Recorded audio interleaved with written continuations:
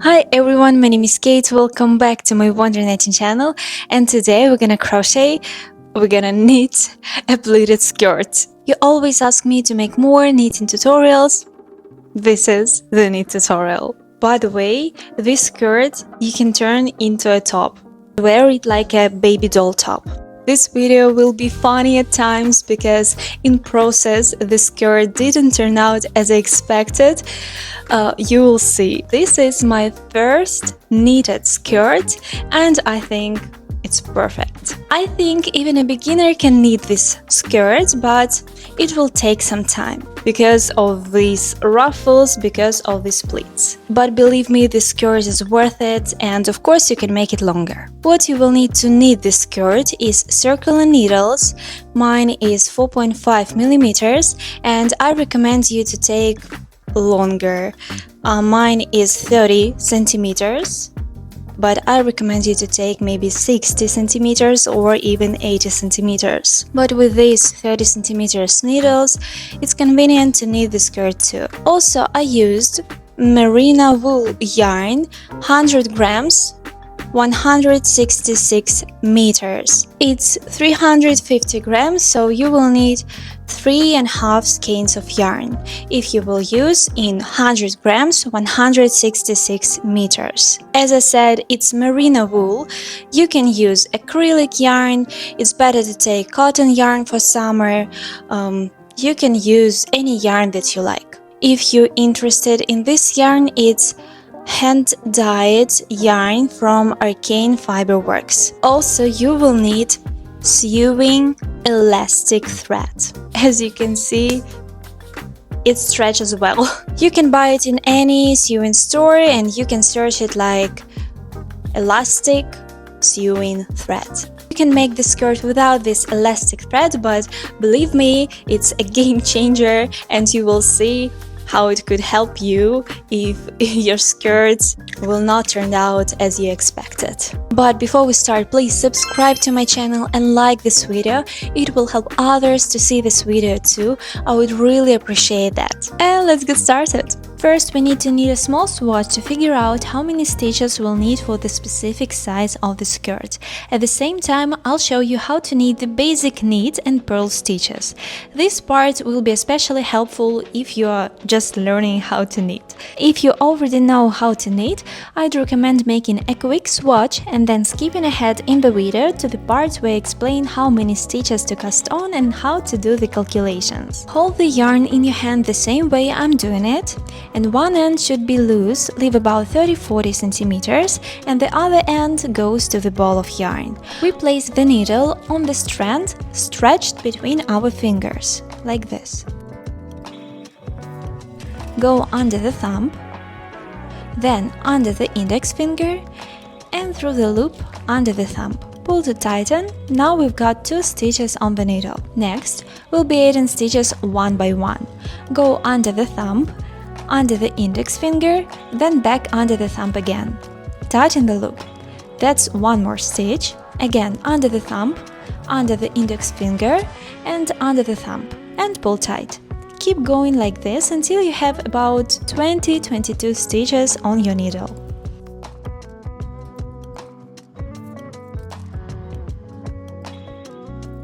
I've casted on 22 stitches. Now turn your work and be careful not to knit with the tail end of the yarn. Make sure you're using the work yarn that goes to the ball. Now we're gonna knit a ribbing one by one. One knit stitch, one purl stitch. We're going to start by slipping the first stitch onto the right needle without knitting it, like this. And you can gently pull the tail to tighten it. Now insert the needle through the front wall of the next stitch, right here. Grab the yarn and pull it through. That's a knit stitch. Next is a purl stitch. To do that, bring the working yarn to the front of your left needle, then insert your right needle through the front wall of the stitch, grab the yarn and pull it through. That's your purl stitch. Now back to a knit stitch. Keep the yarn behind the left needle, insert through the front wall, grab the yarn and pull it through. Next we got another purl stitch. Bring the working yarn to the front of the left needle, then insert your right needle through the front wall of the stitch and pull the yarn through to the right needle. Keep going like this, alternating between knit and purl stitches all the way across the row. It's actually really easy to tell whether you've just knit a purl or a knit stitch. A purl stitch has a little horizontal bar across the front, while knit stitches look like the letter V. So if your last stitch has this little bar, it means you ended on a purl stitch. That means your next stitch will be a knit, if you're doing a 1x1 rib pattern. At the very end, when you've got just 2 stitches left, you should purl the second to last stitch according to the pattern, and the last stitch should always be purled. There is a specific rule for this.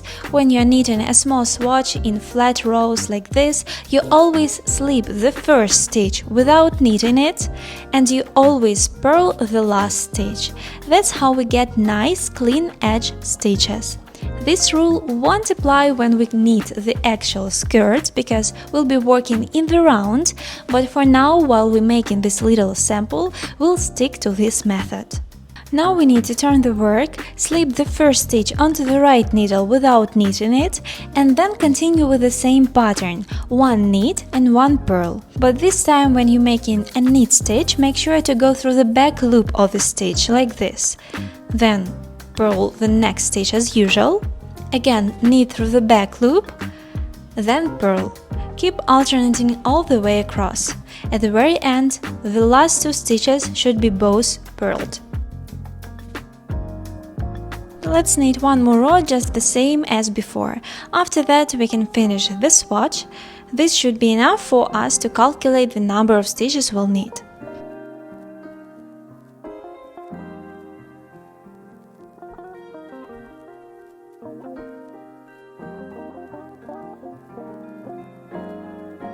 On this little swatch you can clearly see that the purl stitches are the ones with the little horizontal bars, and the knit stitches look like the letter V. Now we're gonna take a measuring tape and see how wide our 22 stitches are. For me, that's 8 centimeters. Next, gently stretch the swatch, not too much, just a bit, and now the same 22 stitches measures about 11 centimeters. Let's do some quick math. I cast on 22 stitches and stretched, they measure 11 centimeters. So we divide 22 by 11, that gives us 2 stitches per centimeter. Now take your hip or waist measurement, depending on where your skirt will sit. Mine is 83.5 centimeters. Then we multiply that by 2, since we have 2 stitches per centimeter, which gives us 167 stitches. We want to round that to the nearest even number that's also divisible by 4. In my case, that will be 168 stitches. So make sure your final number is divisible by 4. So, based on my calculations, I'll be casting on 168 stitches for hip measurements of 83.5 centimeters. And since we'll be joining our work in the round and knitting inner circle, we actually need to cast on 1 extra stitch. So, instead of 168, I'll be casting on 169 stitches. That extra stitch will disappear when we join the round. Make sure to do the same, cast on 1 more stitch than your final count so you can join your work in the round properly. To make this skirt, I decided to unravel this dress since I don't really wear it anyway, and surprisingly I'm not a fan of the color. I just feel like it doesn't suit my face, you know? But for a skirt it's actually perfect, so I'm gonna to take it apart now. By the way, I have a full tutorial for this dress on my channel, you can find the link in the top right corner. As I unravel it, I'll be winding the yarn right away using my electric yarn winder from CAYDO. I'll leave a link to it in the description. Unraveling this dress turned out to be trickier than I expected, though there are lots of little separate yarn sections, like for the straps and details, that we won't be using for the skirt. Winding the yarn actually took me quite a bit of time, but honestly with this electric yarn winder, the whole process goes so much faster, it's super convenient. If you have knitted or crocheted item you don't wear anymore, instead of letting it sit in your closet, you can just unravel it and wind into pretty little cakes of yarn. It took me about an hour to fully unravel my dress, and I ended up with this huge ball of yarn. Spoiler, I'll be using all of it for my skirt. You can see it's massive. I also have this spinning yarn holder, which is super handy. I just pop the yarn in it and it spins while I knit or crochet. No chasing yarn balls around the room. Right now I'm casting on my 169 stitches. Be sure to count carefully, you want to have the exact number before we join in the round.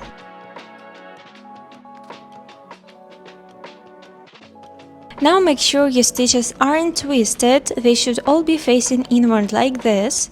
Also be careful not to knit the tail end of your yarn, just ignore it for now. We are going to join in the round. First, take the first stitch from the left needle and slip it onto the right needle. You can gently tighten the tail if needed. Now take the second stitch on your right needle, right here, and pass it over the first stitch, like this.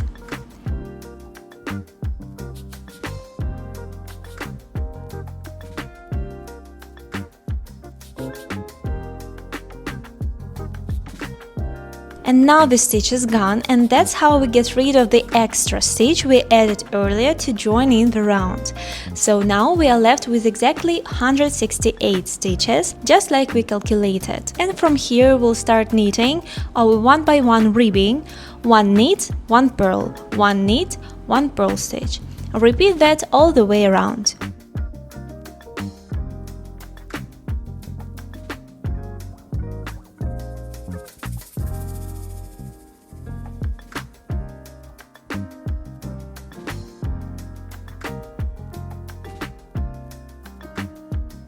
The first round might feel a little tricky, it always takes a bit longer than the others, but don't worry, it's just the first one, it gets easier from here.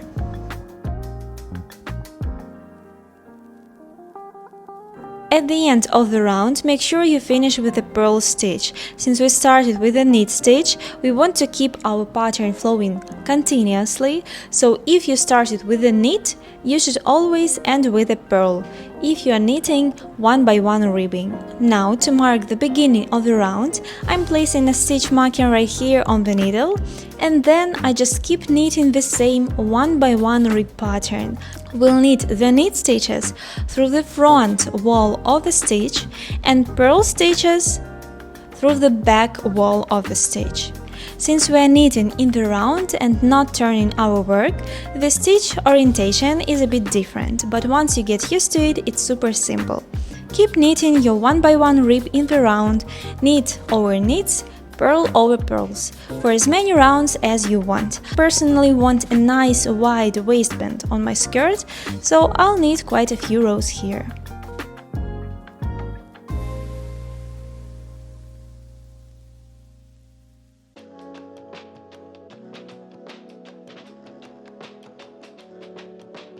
So here's how my ribbon looks. I think I'm going to stop here, it's already pretty wide, about 8 centimeters.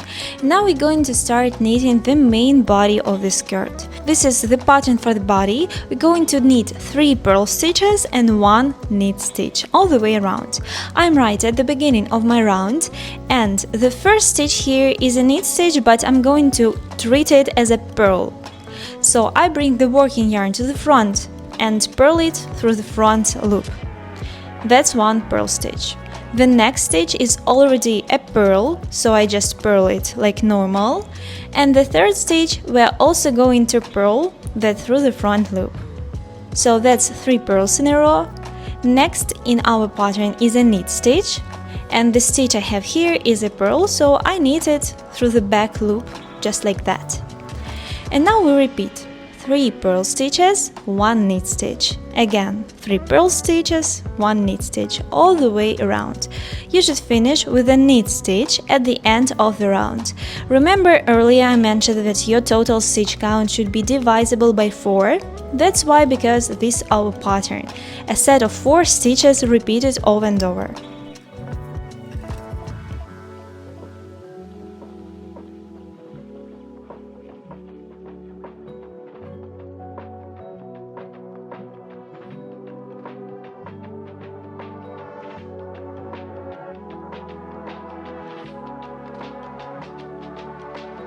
I've reached the beginning of the round, and in this round we're going to start making increases to shape our pleats. Here's what we're going to do. We start by knitting 3 purl stitches as usual, and right before the knit stitch we're going to make an increase. Then we knit 1 stitch as usual and make another increase right after it. To make an increase, I simply pick up the working yarn with my right needle like this and pull it through to form a new stitch. That's our increase. Then we have 1 knit stitch, knitted as usual,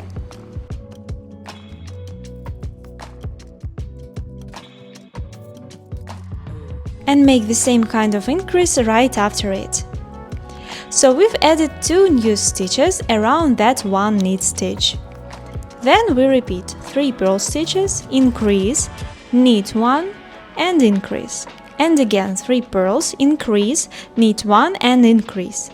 We repeat this pattern all the way around. The purl stitches stay the same, no changes there.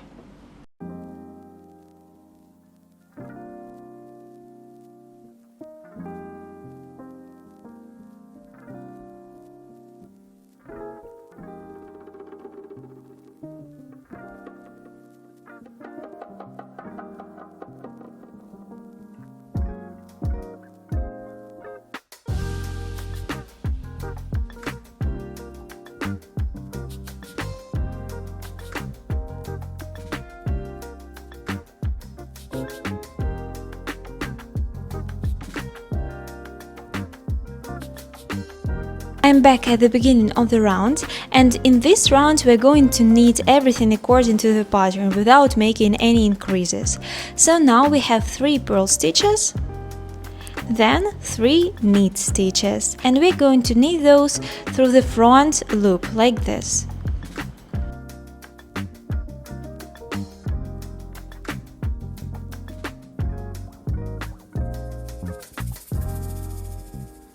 Then again 3 purl stitches and 3 knit stitches.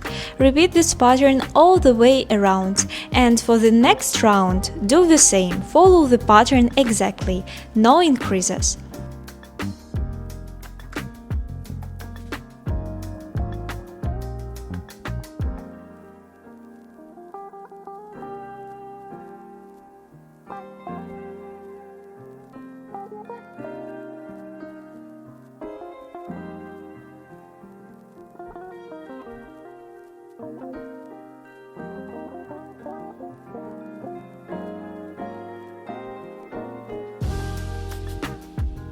As I mentioned before, we'll knit the next round without any increases, just following the pattern, 3 purl stitches and 3 knit stitches. Then, in the next round, we're going to add increases again, just like we did previously, before and after the knit stitches. So first we knit 3 purl stitches,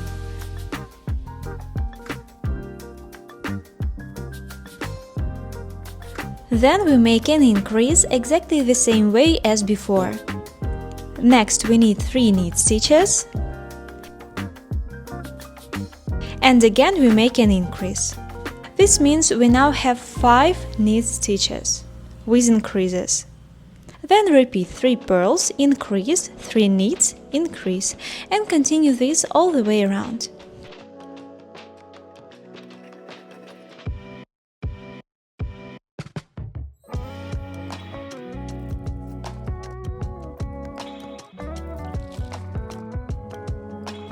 We're going to knit the next 2 rounds just following the pattern without any increases. 3 purl stitches and 5 knit stitches, and we knit the knit stitches through the front loop. Go ahead and knit those 2 rounds without me. And actually, if you're already happy with the width of your pleats, you can stop making increases and simply repeat the round as many times as you need for your skirt length. As for me, I'll continue increasing my pleats until I have 9 knit stitches. That means we'll always have 3 purl stitches, but the number of knit stitches will increase every 2 rounds. I've knitted 2 rounds without increases as usual, following the pattern, and in this round we'll start making increases again, this time forming 7 knit stitches. The 3 purl stitches remain unchanged, so we'll make increases exactly the same way as before and after the knit stitches. Again, if you're happy with the width of your pleats, you can stop here and keep just 7 knit stitches, but I will continue increasing until I have 9 knit stitches. After this round, we'll need to knit 2 more rounds without increases, simply repeating the pattern, and in the 3rd round after those 2, we'll make the final increases, forming 9 knit stitches. After that, we'll just continue knitting in the round without any increases until we reach the desired length of the skirt. As I said, we are now making increases so that we get 7 knit stitches, then we need 2 rounds without any changes, just following the pattern, and in the next round we increase the number of knit stitches to 9, just like we did before. After that, we stop making increases and continue knitting straight down in rounds without any more increases until you reach the desired length of your skirt. As I said earlier, it's best to use longer needles with a longer cord, so it's more comfortable to knit. All these pleats are gathered together, and it's not easy to see what the final shape of the skirt will be just yet. I want to make a mini skirt, so I'll be knitting until it's about 30 cm in length, but you can knit your skirt to whatever length you prefer. Here's what my pleats looks like right now, and I already have 9 knit stitches, and I'm just knitting straight down in rounds.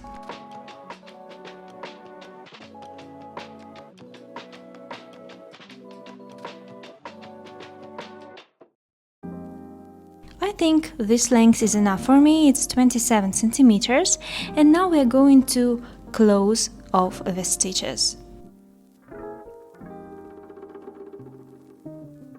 To close off the stitches, we'll continue following the pattern. Right now we have purl stitches, so we start by knitting 2 purl stitches, then pull the 2nd stitch over the first one on the right needle. That's how we bind up 1 stitch. Next, continue knitting according to the pattern. If you have a knit stitch, knit it, then again, pull the 2nd stitch over the first one. This is how we close off all the stitches on the skirt.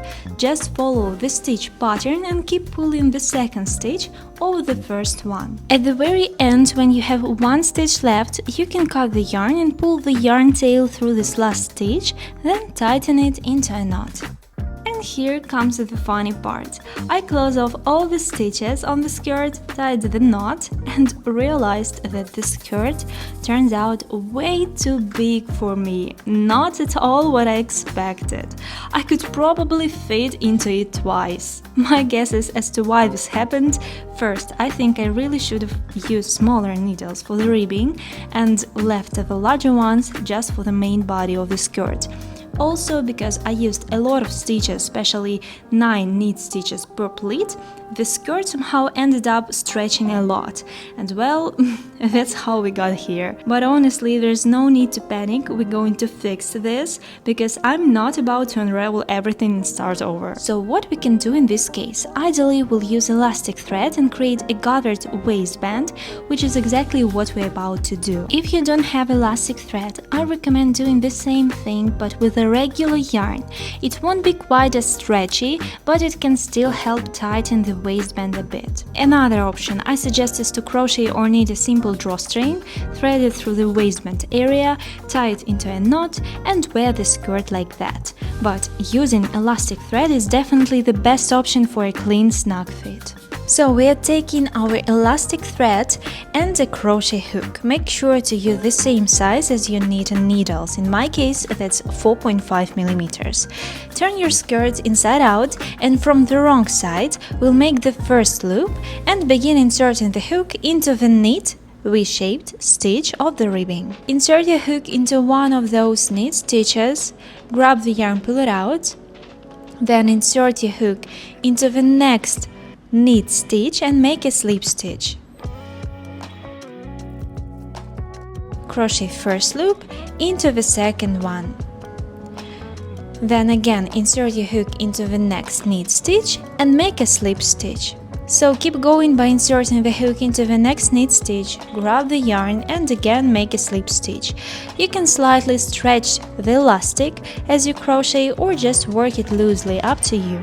I'm skipping every other stitch so the elastic tightens the waistband nicely. Continue like this around the entire waistband. Be careful and work slowly, because if you accidentally let go the elastic thread, it can very quickly undo the last several stitches, so it's better to crochet slowly and calmly.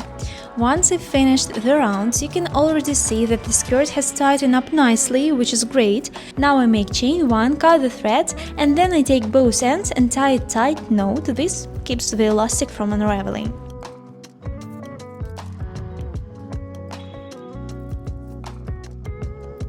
I also repeat this process just a few rows below, adding another row of elastic using the same method. But honestly, if you want, you can just do one row of elastic, and that should be enough to keep your waistband snug.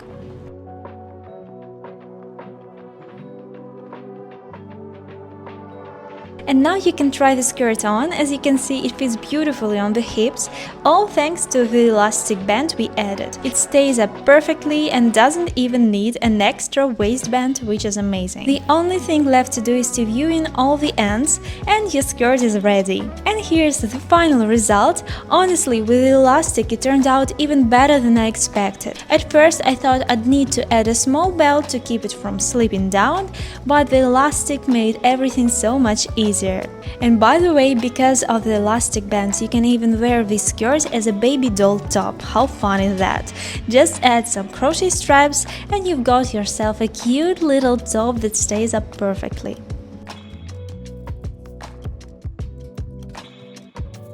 So now you can see that elastic thread could make a big difference for your skirt.